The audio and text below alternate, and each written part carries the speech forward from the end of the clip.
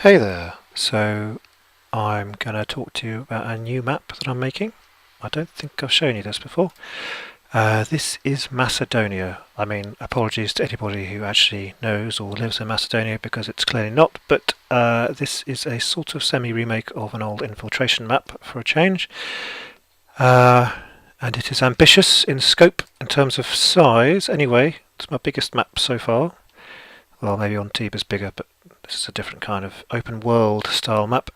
But I thought I would just show you one thing I'm doing now, which is the first time I've ever tried to make moving water. So this might be a disaster, but let's see how it pans out.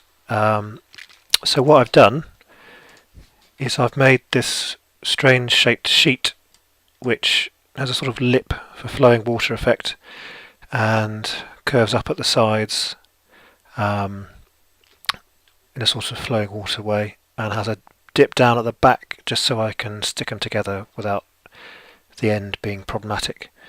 And what I'm trying to do is to place them so that it creates a very narrow stream, so just adjusting that so I get a nice interesting shape and also not a lot of water, because the more water there is, the easier it is to do something wrong and make it look not like water. So I've laid a few of these so far, and I'm having to adjust the angles quite carefully. Maybe I'll do a bit more. So I've made a channel manually by sculpting down the sides a bit, doing a bit of smoothing but not too much, because that tends to undo that V shape. It's easy to get a U shape with smoothing, but I wanted a bit of a V shape. The lighting isn't great on landscapes when you do that. I've tried to make it meander a bit so it looks a bit more realistic. Used a variety of landscape materials. So I've got a scheme in this map I'm trying out where I have a basic grass texture, a sort of patchy grass texture like that, and a sort of dried muddy texture, and also a soil texture which looks a bit more wet. So I've gone with a soil texture for here. Some of these layers have landscape grass set up, so the soil has rocks, has little rocks appearing and a bit of grass.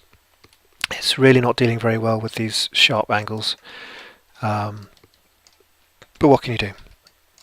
So I'll just show you a bit more of this and I'll come back to you when I've made this all up. So very fiddly manual thing, no getting around fiddly manual things sometimes. And my cat's just jumped on my desk, so this could be interesting. And so I just want enough of a channel, and there I wanted to make sure, my cat is now in my face, that a person could go through there, crouching if necessary. So here's my model for scale. So that is ample. There may be some slight collision issues there, but hopefully it's possible to go under there. So though I'm trying to make things look nice, I always have an eye on flow, and this is a bit of a corner of the map. It's going to be a bit of a farm. I'm going to put fences in there, probably not any crops. So there's a way up and down here, and this river channel will be another way up. And there's bits you can get out, is the hope. And also places where you can cross to get from there to there. So everywhere has to be accessible from everywhere else, generally speaking.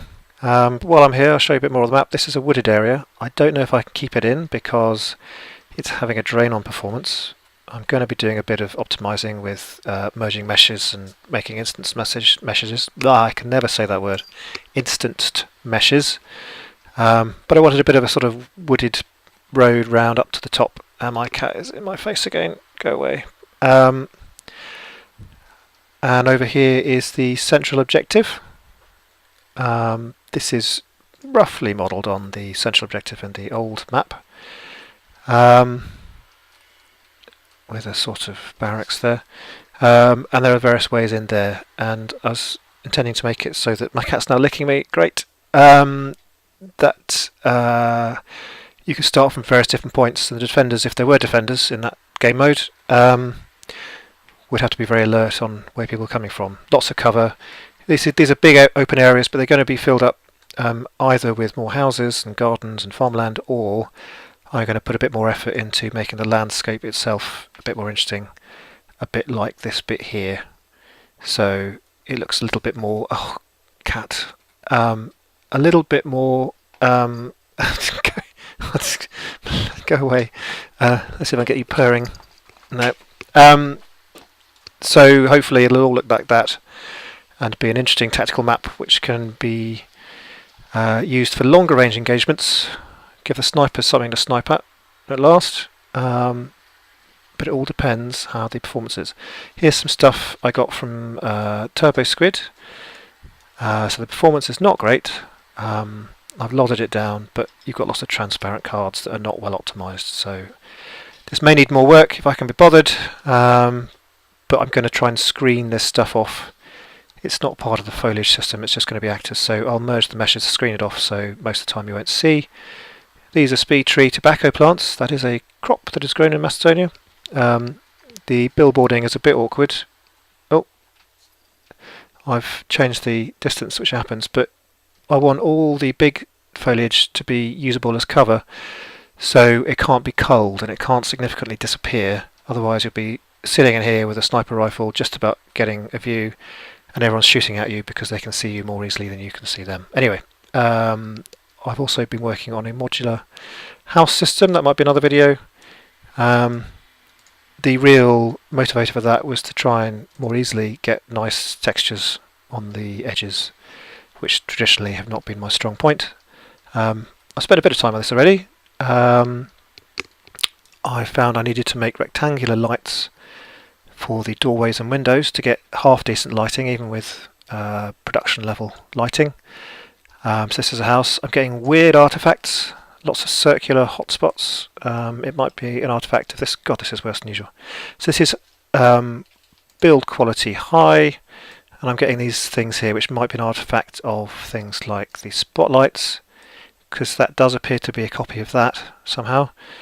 Or maybe an artifact of these rectangular lights, which give a nice sort of window light, but if they're not present it really doesn't work very well. It doesn't bounce the light like it should, and you get lots of problems with the contrast. So the window outside is bright, but it's not so bright that your eye doesn't adapt to the inside.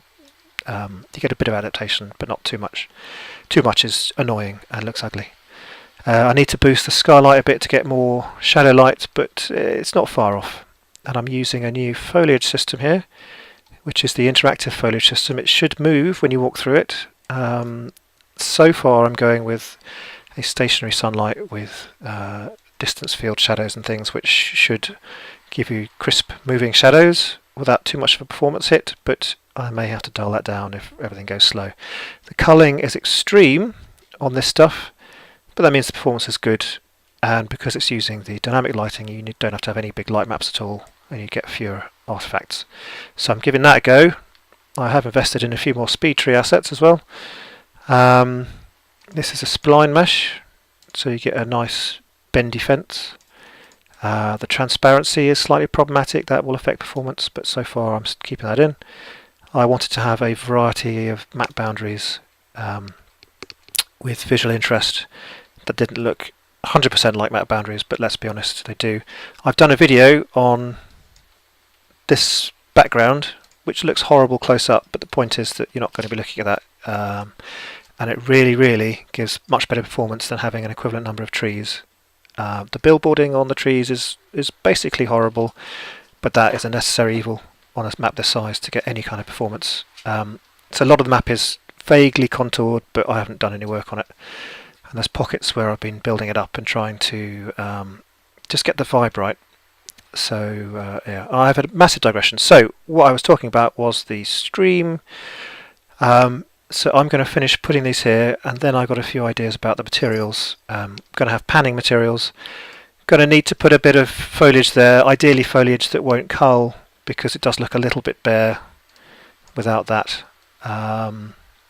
Yeah, so I'll come back when I've got all that positioned. It might look terrible.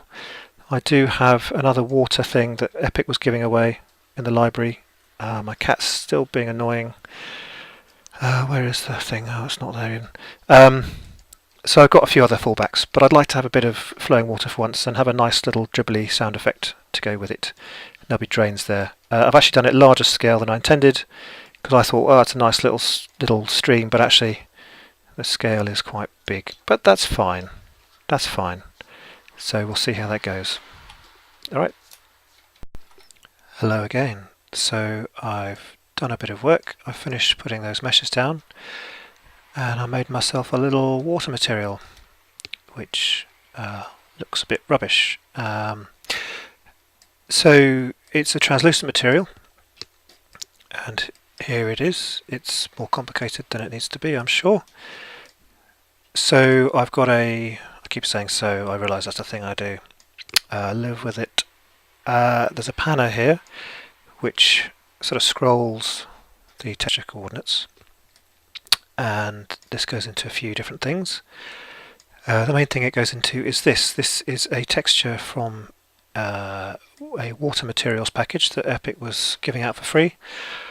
Any old sort of scummy, pondy sort of thing. And the colour goes into this linear interpolator. There is an opacity associated with that texture, but it didn't really work nicely. In fact, let's just see how that is when you just use that texture.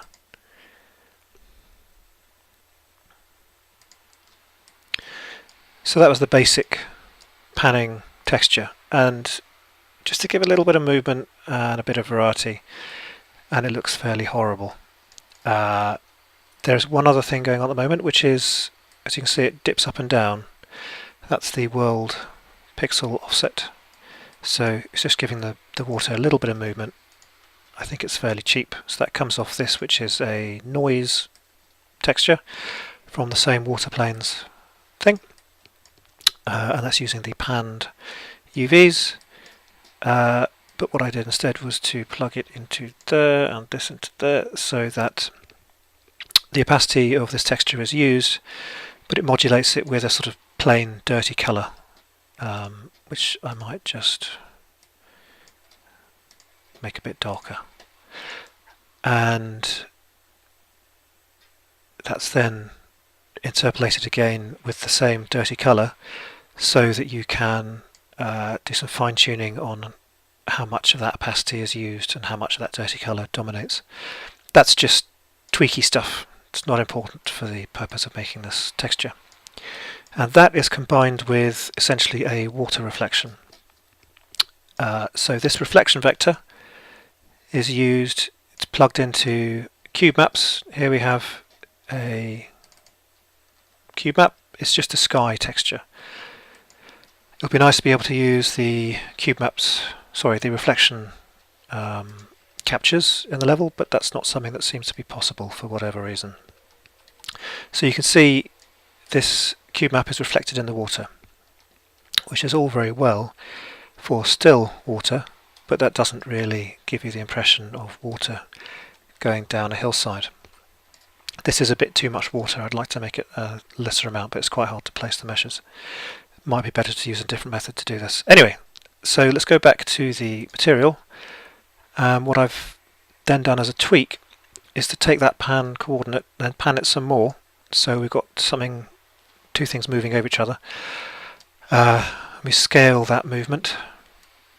We scale the coordinates using this noise pattern again, and we then make a normal from the height map. So this produces a normal. I would like to plug that straight into the material, but there is no normal input for a translucent material, so we have to fake it. So we fake the normal by using that to rotate the reflection vector. I suspect there's a much more efficient way to do this, but this is how I'm doing it. So when I plug that in there, I now have the reflection perturbated by the normal, which is being panned. So actually you get a not too displeasing result after a bit of tweaking to get the scales right of this. So that's actually, fake it till you make it, but that is not embarrassing as a texture to have in your game. It's not good, but It's not embarrassing. Now it doesn't work because in real life you'd get different flows down the middle. You wouldn't get flows coming out of the ground, so on and so forth. But I'm thinking, and also where the textures overlap, you get a bit of extra stuff. And of course it occurred to me that you can just, if you resize the dimensions of this, you can change how fast it's panning. God, what was it there? So if you want to make these go faster, you just have to stretch it out a bit, like that. So we can tweak that as need be. And let's just double check the optimization. So that's not much of a hit at all. And you can see where these are overlapping.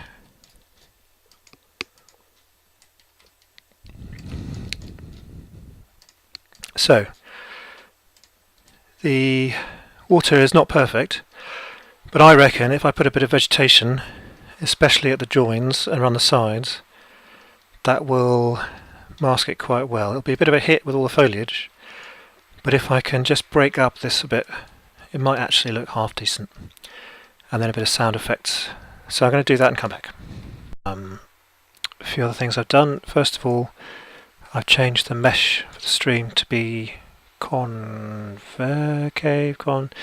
bending out like that rather than bending in, which regardless of how water behaves, that actually makes it easier to control the stream shape. I also then went with my landscape sculpting brush to just manually edit the landscape to try and get a uniform but sort of serpentine stream shape. So well, that bit's a little big, and also to control the overlap. There's a bit of overlap there you can see in the meshes. But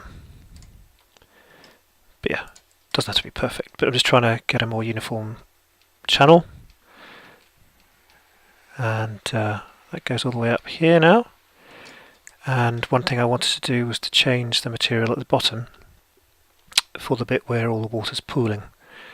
So I mentioned that you could change the dimensions of the mesh, but actually I think I need to just make a new material. So here I've made an instance of that material. I'm just going to apply it to that pool, and then we can change a few things. So I want to make it dirtier and not moving so fast, and maybe some waves but quite big.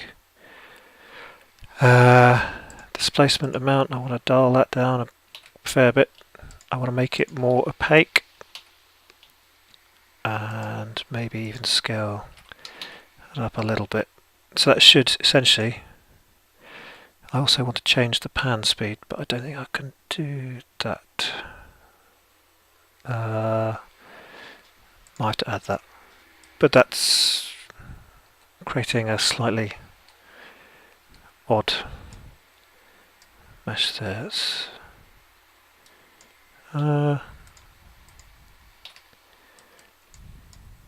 Make that a bit better.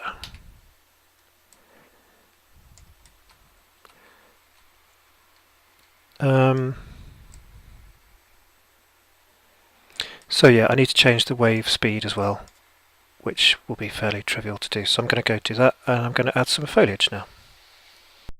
Okay, so here is the nearly finished product. One other thing I did was to add a fresnel to the water material, which is quite useful and important, which means that the more side-on you look at it, the more opaque the material is. So that's just how water behaves, but it means that you can look down and see what's there, but if you look up the stream, you just see the reflection of the sky, pretty much, which is working as intended. I've put a load of foliage here to hide the joins. Now this is not necessary, you could just make a better mesh.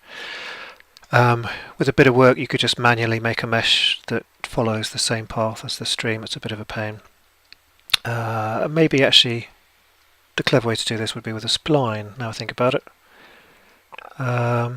So you just have a flat mesh and then have the spline follow the curve, and then you can merge meshes to produce one single mesh at the end of that.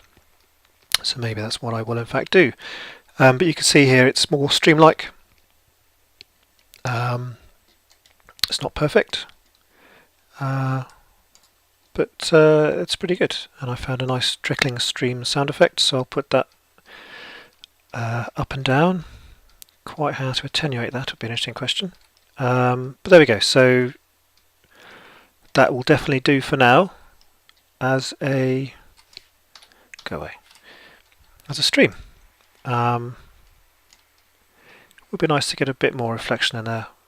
I suppose it depends on the angle you're looking at. But yeah, so not bad. There we go. Bye. One last thing, at the suggestion of BTH, Beath, the main man, the man with the Greek map, he mentioned using the depthfade node to, well, didn't spell it out, but I guess to make things a bit less transparent the deeper they are. So I couldn't use it directly, but I have put it into the opacity chain. And the other thing I did, which I should have thought of a long time ago, was to change the refraction of the material.